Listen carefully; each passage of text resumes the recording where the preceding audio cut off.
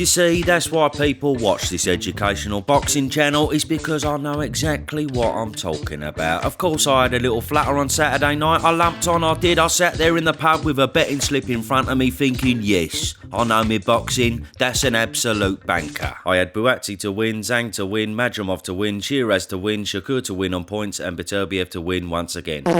Fan-fucking-tastic. I did get Parker right, but that was pretty obvious, weren't it? So there we are, expert analysis as per fucking usual. Anyway, let's have a natter about this blinding event, and there's nowhere else to start. What happened to Daniel Dubois? What's going on? We still don't know to this day. Was it flu? Was it a virus? Did he have the shits? I mean, it's all a bit unusual, to be honest. You would have thought if it was a virus, just give him a bit of cowpole and let's all crack the fuck on, but apparently not. So yes, it must have been bad. And old Frank Warren had the right raving ump on Thursday. He said, I can't believe all the conspiracy theories going about online. Do me a favour, shoulder roll, boss. And yes, I thought, aye, what's these conspiracy theories he's talking about then? I had a little look at the comments and I tell you what, he weren't wrong. A lot of people do actually think it's a little bit shady, this situation. For the record, these ain't my views and opinions, but for example, some people think he sacked it off for the Usyk fight. Some people think he popped for something dirty. Some people even think he took something dodgy by mistake, something that weren't on the VADA list, meaning he would have failed a test.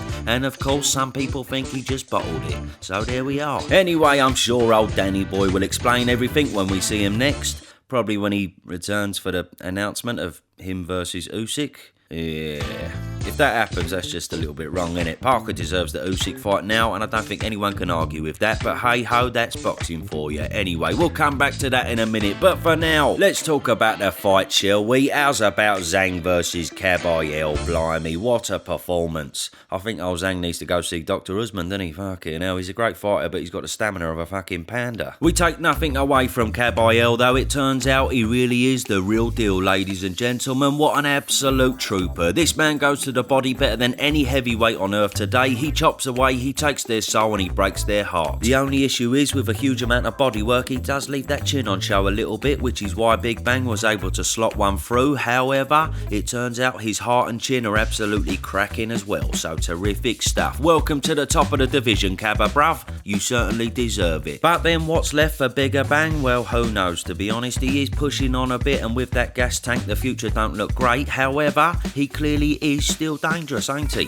Personally, I wouldn't mind Bakole versus Zhang if Bakole comes through a jagbar, and I don't know, maybe AJ for Kabayel? I mean, on paper, Kabayel's actually a long way ahead of AJ, judging by his last few fights, but of course, it's a blinded payday, and he certainly deserves that. I don't know, Turkey will sort it out, don't you fucking worry. But yes, this fight did not compare to the first fight of the night, old Buatsi versus Smith. Bloody hell, this was absolutely unbelievable stuff. I was getting a sore head just watching it. Now, we never knew if Buatsi had this dog in him, and we weren't sure if Smith had the dog left in him, but it turns out both men certainly do have plenty of dog. It's just a shame that not many people watched it, because it was on about 10 in the fucking morning. Anyway, in a nutshell, Smith showed a slight level above. It seemed to be the power that stopped Josh in his tracks, and he just couldn't put the same dent in Smith to stop him coming. But how old Joshy boy stayed standing, I would just never know. Double fair play to the man. And by the by, some people blame me for Buatsi losing, because every time I interview someone, they get absolutely fucked. But come on, let's be honest, Smith has always been a great fighter, and he just showed his experience on the night. So assuming Yard gets through Lyndon Arthur in April, it's got to be Smith versus Yard, innit? Yard looked absolutely terrible last time out, but assuming he gets back to his best, that's got the potential to be total carnage. Bring it on. And of course, Buatsi can hold his head high. The man's got some serious bottle. Top man, can't wait to see him back in the ring.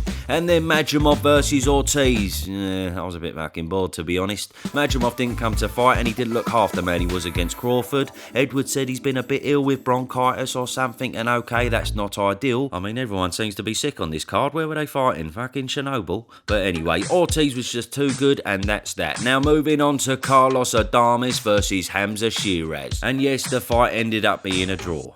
Is that a bloody wind-up or something? I like Hamza. I think he's absolutely brilliant, but this is the second time he's had a right result. He should have been disqualified against Bradley Skeet, and he should have definitely been on the wrong side of a decision on this night. The judge who gave it a draw and the judge who gave it to Hamza get straight in the fucking bin, and the judge who gave it 118 to 110, personally, I think he was spot on. He just didn't do enough, old Shiraz. He couldn't stop Carlos coming forward, so he was on the back foot all night, and yes, we know he's got great defence, but in a way, he was actually too too defensive. So much so that he kept his guard up all night and didn't throw back anywhere near enough. Now, addressing the elephant in the room, Frank said he broke his hand early on, so okay, if that is the case, that's not going to do you any favours, and that may explain why he was on overdrive with the defence. So if we get a rematch, let's assume he'll be a lot more offensive. All in all though, personally, I'd call that a bit of a robbery for old Adamis. I'm sure we'll see it again though, because it's obvious we need a conclusion. But for Hammy, he's going to have to up his game to take home that world title. And then let's move on to Shakur Stevenson and Josh Padley. Oh yes, balls of steel, big padders. What an absolute inspiration. He's a solid bundle of good energy, this bloke. And talking of energy, let me introduce you to the absolutely brilliant Holy. Yes, Holy is the healthier, tastier, more sustainable and more convenient alternative to the usual run-of-the-mill energy drinks. So with no sugar, no artificial flavours and 100% natural fruit flavours, Holy is an epic choice to give you that energy kick you need and without that major crash incoming afterwards. Now, Holy got in touch with me just before Christmas and sent me their hydration, iced tea and energy packs to try, and I tell you what, these things are absolutely blinding. I'm not a fan of the popular energy drinks available because the caffeine makes me high as a kite and shaking like a friggin' leaf, but Holy doesn't do that. They use vitamins and special new caffeine which spreads slower in the body, still producing plenty of energy, but without giving me that restlessness and of course without giving me the crash. So I've been using it mainly before the gym, and my missus likes to use it at lunchtime during work. It's been a cracking booster for us both, plus they genuinely taste superb. Especially the pear, the strawberry kiwi and the white peach, they are lush. So yes, why not get involved and boost your energy with the Starter Set Deluxe? The link is in the comments along with my code for a cheeky discount. It's Boxing 5 for £5 off the first order and Boxing for 10% off every order after that. Enjoy chaps, now back to the vid. So anyway, yes, Josh Padley, big up the padders. 1 minute he's up in the loft doing manual labour, the next minute he's fighting a world champion pound for pounder. Unbelievable stuff. And fair play, he must have stayed ready, the boy. He must have been training, just look at the shape of him. Bakole, take some notes. Padders didn't go smashing up the fucking biscuit tin. So of course, yes, he lost, but who gives a monkeys? It was an impossible task, yet he gave every single ounce of what he had, and I tell you what, he more than held his own in the first half of the fight. The level weren't actually too distant. In the end though, he just unravelled when Shakur found his groove. Anyway, well done to him for changing his life, and as for Shakur, okay, I've given him a bit of stick for being a bit boring now and again, but don't get me wrong, it's all in jest. Of course, the man really is a phenomenon. Ironically, Padley made this one of his most entertaining fights, so there we are, another string to his bow. But now going forward, I'm sure we can all agree, time is time. Turkey, please make Shakur versus Tank. Tell Tank he's boring us to fucking tears with his cherry picking. It's been too long since he was tested, so bring it on. Then of course it was Parker versus Bakole. Well, much like Padders, well done for saving the day, Martin. Big time, massive respect to you, bruv. However, I reckon he must have straight up lied when he got the phone call though. Hello Martin, Daniel's pulled out. We want to know if you fancy the fight. You're fucking joking. No, I want to see straight up, bruv. Do you want to fight Parker? Well, I'll tell you what, funnily enough, I beat him in sparring once. I knocked him out with a body shot. Yeah, well, alright Martin, not now, bruv. I don't think he'll fight me. He doesn't want to smoke. Everyone's avoiding me. No, oh, fuck me. No, listen, he will fight you. Do you want to fight? Are you in shape? Say that again? I said, are you in shape? Have you been training? Yeah. What? Are you sure? You don't sound too positive. Well, you know, to tell you the truth, we'll give you about 3 million quid. Alright, I'm on my fucking way. Yeah. And look, I mean, fair play to him standing in, but bloody hell, Martin, £315? What you been eating? Billy Nelson? That's just ridiculous, bruv. Stay in shape, you're an athlete. Do you ever see Usyk walking around with a great big derby between fights? Did you ever see Floyd without a six-pack back in the day? No, of course you didn't. They're all year-round professionals. In a nutshell, the fact is you can't get off the sofa looking like you've eaten a fucking beach ball, having not trained properly for 6 months, then get on a 15-hour plus flight, turn up on fight day at 2 AM, borrow another bloke's gloves, then go in the ring and beat a top 5 fighter. Unfortunately for him, it's never gonna happen. Anyway, I made a video questioning if the Bakole hype is a bit over the top, but to be fair, that ain't really told us much. It weren't really a true reflection on Saturday night. Had he been fighting fit, he has the potential to give Joe a lot of problems, and we'd have seen if he really was the real deal or not. Personally, I still think Joe beats him, but either way, he more than likely would have been competitive.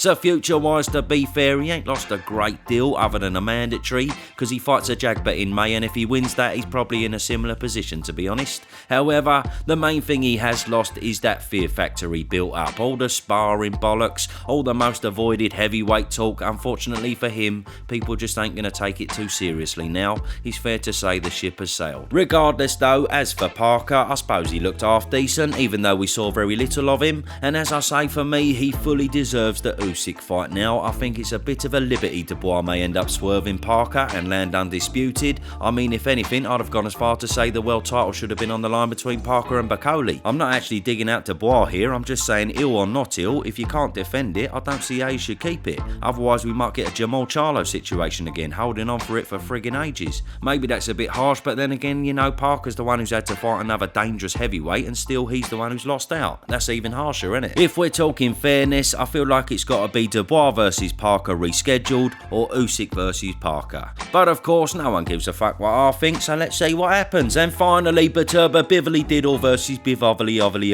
Turns out you're going to hear me saying that all over again when the trilogy rolls around, and I'll tell you what, these two could fight 10,000 times and I don't think they could knock each other out. It's absolutely ridiculous. So anyway, did the right man win? Fuck knows. I think so, you be the judge. It was the Bivol show for 2 or 3 rounds, then it was Beterbiev for 3 or 4 rounds, then it was pretty much the Bivol show for most of the remainder. That's the feeling I got, but some may disagree, that's fair enough. Hopefully anyway, the trilogy produces something conclusive from one of them so we can finally put it to bed.